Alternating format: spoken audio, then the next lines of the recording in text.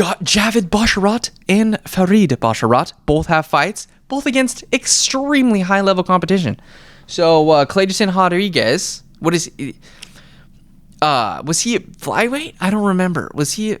I don't know. It doesn't really matter. But he's a buzzsaw. I mean, the guy... Whoever he fought last time, dude, he just pinned him up against the octagon and just started flurrying him with punches. But I'm excited to see Farid because he's a mauler. He will take it to the ground.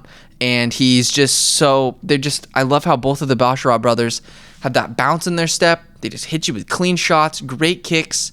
And even though they don't look super physically imposing, you can't really take them down. And if it does go to the ground, they're going to transition. And they're going to put themselves in a spot where they're going to be winning on the ground. They don't ever stay in a spot where they're losing for a significant period of time.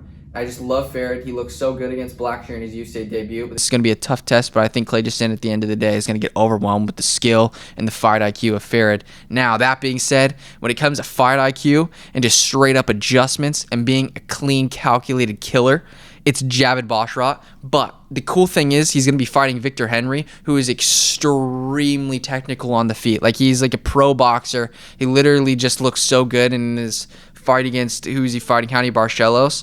The UFC announcers were just talking how this dude's a coach. He fights like a coach. He fights exactly how he wanted to fight. I know that he had a tough time against, who did he fight, dude? It was Rafael Sunsao. He had a tough time against Rafael. He just couldn't really get anything going, but still you could see how skilled this guy is. But at the end of the day, I think that we're going to get a great fight because Javid Basharat, what does this man do? He elevates his opponents to fight on his level. Like, I don't know, just he gets the best out of his opponents, I feel like, in every situation. But he never doesn't... he has the perfect amount of cockiness, but he also, like... I just love Javid because he's never in a boring fight, dude. The guy just displays...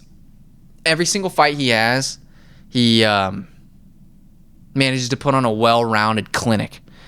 I mean, I think the main thing that gets me pumped for every Javid Basharat fight, though, is that you never really know what route he's going to take to get the dub.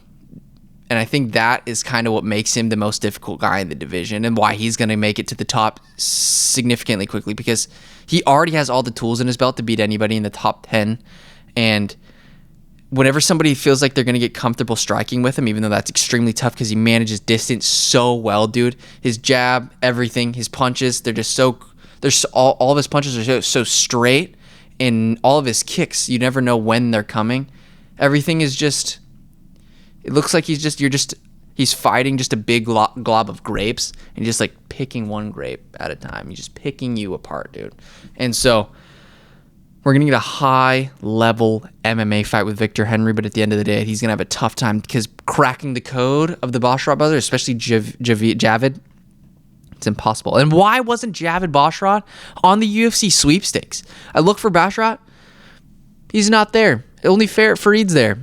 We got to, like, if we want to have a sick fight card, put Javid Basharat in there against one of the best bantamweights in the world, and you're going to get an extremely high-level contest, mixed martial art contest. But I was so... Whenever these guys, they're the future of the bantamweight division. All right. But... good matchups, building our boys, building the Basharat brothers, but still extremely tough tests and going to make for good fights. Like, it's not a complete wash that Javid's going to go in there and beat Victor Henry. Victor Henry could be on that night and just look like Floyd Mayweather and just have a fantastic fight. And also, Clayton Rodriguez could catch Farid on the chin. You never know. But it's just hard for me to imagine a world in which both of these guys really lose, you know. So that's all I got to say.